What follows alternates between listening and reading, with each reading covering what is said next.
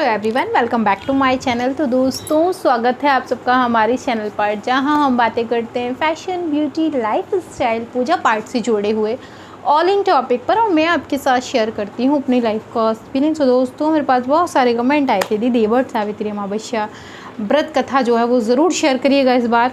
मुझे लगता है मैंने पिछली बार भी शेयर किया, पता नहीं क्यों मुझे ऐसा लग रहा है। अगर की है तो आप लोग मुझे कमेंट करके ज़रूर बताइएगा, क्योंकि मैंने उन लोगों को बोल दिया है कि मैंने वीडियो शेयर कर दी है और मुझे याद ही नहीं है कि की भी है या नहीं की। मुझे ऐसी नहीं रहती, मुझे बिल्कुल याद आ रहा है। मुझे ऐसी इस बात की आ रही है कि अगर मैंने शेयर नहीं की होगी तो बेचारों ने ढेर सारी वीडियो ढूंढी होगी, और अगर कर दी होगी तो खैर कोई बात नहीं, इज़्ज़त बच गई, नहीं तो इज़्ज़त तो गई पानी में। तो फिलहाल मैं ये वीडियो अगर कर दी है तो कोई बात नहीं, दोबारा कथा सुन लीजिए। कथा सुनने से तो पुण्य मिलता है कि नहीं, और नहीं की है तो भी कोई बात नहीं। अब जो भी है अब देखा जाएगा, क्योंकि मुझे हंसी बहुत आ रही है कि मैंने ऐसा बोल तो दिया है। तो अगर नहीं हुई है तो बहुत अच्छी बात है, वीडियो आ जाएगी, और हो गई है तो भी बहुत अच्छी बात है, वीडियो दोबारा आ जाएगी। सो चलिए, हर जगह अच्छा ही अच्छा है, हमें पॉजिटिव सोचना चाहिए। सो बी पॉजिटिव, है ना। तो चलिए, हम जो है आपको वट सावित्री व्रत कथा सुनाने जा रहे हैं, और ध्यानपूर्वक इस कथा को जो है वो आप सुनिए। इसको सुनने से पुण्य की प्राप्ति होती है, लाभ होता है, अक्षय होता है, सब कुछ मिलता है, और ज्ञान में जो वृद्धि होती है वो तो होती ही होती है। सो चलिए, मध्य देश में अश्वपति नाम के परम ज्ञानी राजा थे। धन वैभव से पूर्ण होने पर भी वह संतान के अभाव में बड़े दुखी रहते थे। राजा ने पंडितों की सलाह से पुत्र प्राप्ति के लिए सावित्री की आराधना की। सावित्री ने प्रसन्न होकर राजा रानी को दर्शन देकर आशीर्वाद दिया और कहा कि तुम्हारे भाग में पुत्र तो नहीं है, पर मैं स्वयं कन्या के रूप में तुम्हारे यहाँ जन्म लूँगी। इतना कहकर सावित्री देवी अंतर्ध्यान हो गई। कुछ समय बाद रानी के गर्भ से साक्षात सावित्री का जन्म हुआ। राजा रानी ने उसका नाम भी सावित्री ही रखा। सावित्री सर्वगुण संपन्न थी। वह चंद्रमा की कला के समान नित्य प्रति बढ़ने लगी। मतलब चंद्रमा जैसे दिन पर दिन बढ़ता है ना, ठीक उसी तरीके से ये जो है वो दिन पर दिन बढ़ने लगी। जब वह विवाह के योग्य हुई तब माता पिता ने उनसे कहा कि अब तुम अपने योग्य मनचाहा वर खोज लो। राजा ने उनसे एक बूढ़े मंत्री के साथ वर खोजने के लिए भेज दिया। सावित्री यात्रा पर रवाना हो गई। इधर एक दिन अचानक नारद जी मध्य राजा अश्वपति से भेंट करने के लिए आए। तभी सावित्री भी अपने लिए वर पसंद करके लौट आई। उसने आदर पूर्वक नारद जी को प्रणाम किया। नारद जी ने उनसे विवाह योग देखकर राजा अश्वपति से पूछा कि आपने इसके योग्य वर खोजा है या नहीं। राजा ने बताया कि मैंने सावित्री को वर खोजने के लिए भेजा था, वह अभी लौट कर आई है, और अब वही बताएगी कि उसने अपने पति रूप में किसे पसंद किया है। राजा की बात सुनकर नारद जी ने सावित्री से पूछा कि तुमने किस वर के साथ विवाह करने का निश्चय किया है। सावित्री ने परम विनम्र होकर हाथ जोड़कर निवेदन किया कि महाराज, राजा धूमसेन का राज रुक्मी ने छीन लिया है, और वे अंधे होकर रानी के साथ वन में रहते हैं। उनके एकमात्र पुत्र सत्यवान को ही मैंने अपना पति बनाने का निश्चय किया है। सावित्री के ऐसा कहने पर नारद जी ने राजा अश्वपति से कहा कि आपकी कन्या ने वर खोजने में निसंदेह भारी परिश्रम किया है। सत्यवान, गुणवान और धर्मात्मा है, पर वह रूपवान और सत्यवान शास्त्रों का ज्ञाता है, पर वह अपने माता पिता के समान सदा सत्य बोलने वाला है। इस कारण उसका नाम सत्यवान हुआ। जिस प्रकार समुद्र रत्नों की राशि है, उसी भांति सत्यवान सभी सद्गुणों का भंडार है। वह सब प्रकार से सावित्री के योग है। वह सब बातों में सावित्री के साथ क्षमता रखता है। इतना कुछ होते हुए भी उसमें एक भारी दोष है, जिसके सामने ये सभी गुण फीके से पड़ जाते हैं। वह अल्प आयु है, और 1 वर्ष की समाप्ति पर उसकी मृत्यु हो जाएगी। नारद जी के मुख से यह वचन सुनकर राजा अश्वपति का चेहरा उदास हो गया, और उनके मधुर स्वप्न नष्ट हो गए। नारद के वचन कभी मिथ्या नहीं हो सकते, ऐसा विचार कर उन्होंने सावित्री को समझाया कि ऐसे क्षीण आयु व्यक्ति के साथ विवाह करना कल्याणकारक नहीं है, इसलिए कोई अन्य वर पसंद कर लो।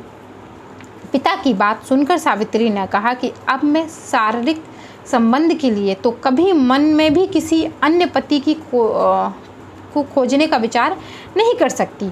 कोई भी संकल्प पहले मन में आता है, फिर वाणी से कहा जाता है, कहने के पश्चात उसे करना ही होता है, चाहे वह शुभ हो या अशुभ। मैंने ऐसा एक बार अपने मन से पति स्वीकार कर लिया है, वही मेरा पति होगा। अब मैं किसी दूसरे का वर्ण किस प्रकार कर सकती हूँ।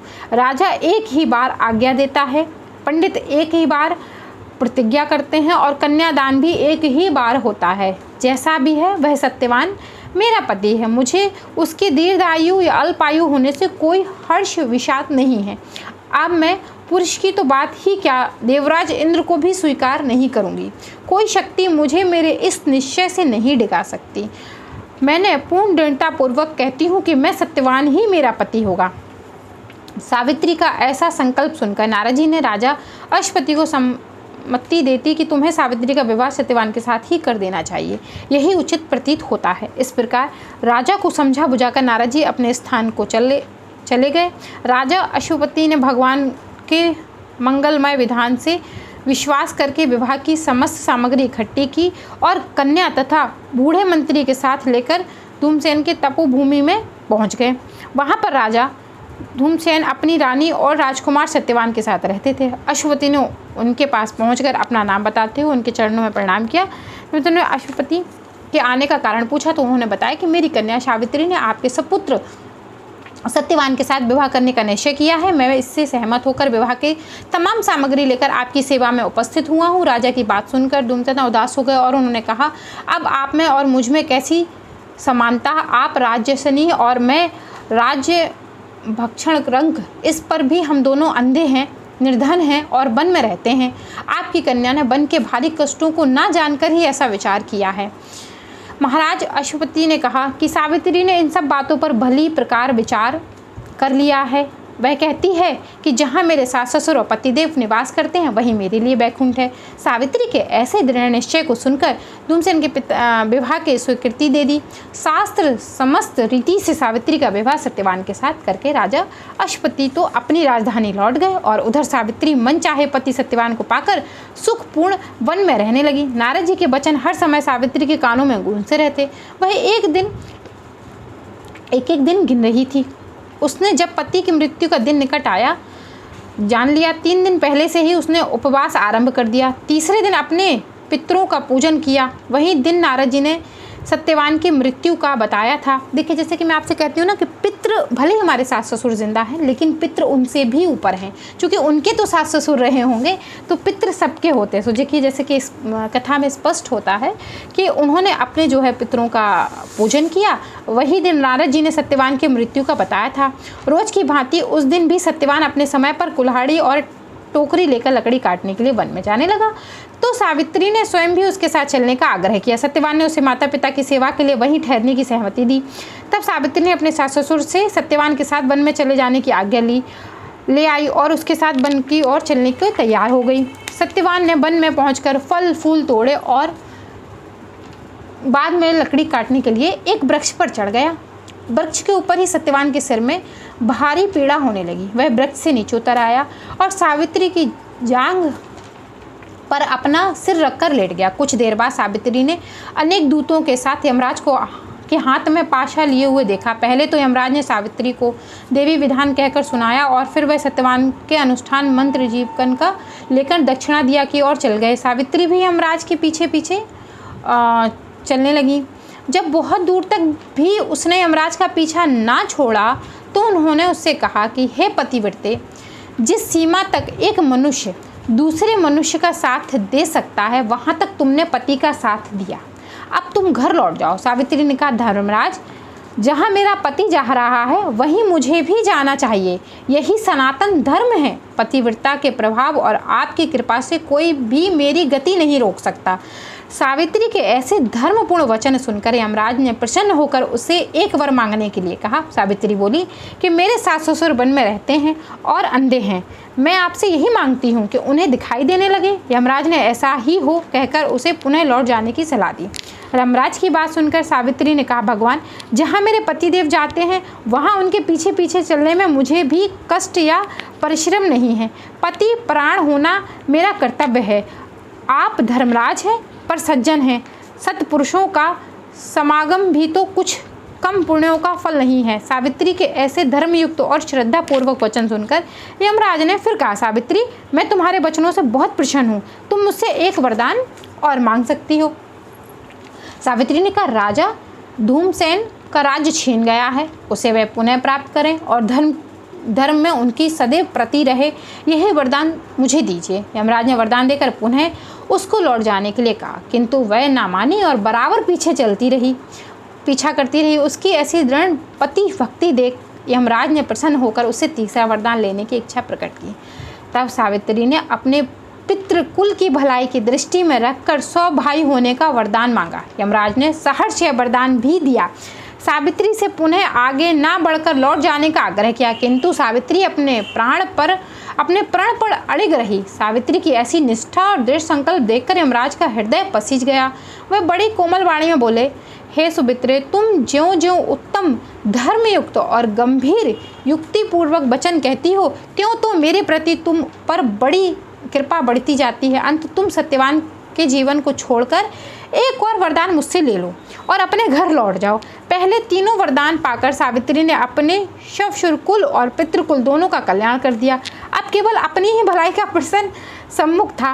पति परमेश्वर नारी को अपने पति की आयु वृद्धि अतिरिक्त और क्या फल कामना हो सकती है। यही सोचकर सावित्री ने सत्यवान से 100 पुत्र होने का वरदान मांगा। सावित्री की ऐसी युक्तिपूर्ण वचन सुनकर यमराज बहुत संतुष्ट हुए और उन्होंने उसे वरदान देते हुए सत्यवान को पाशय से मुक्त कर दिया।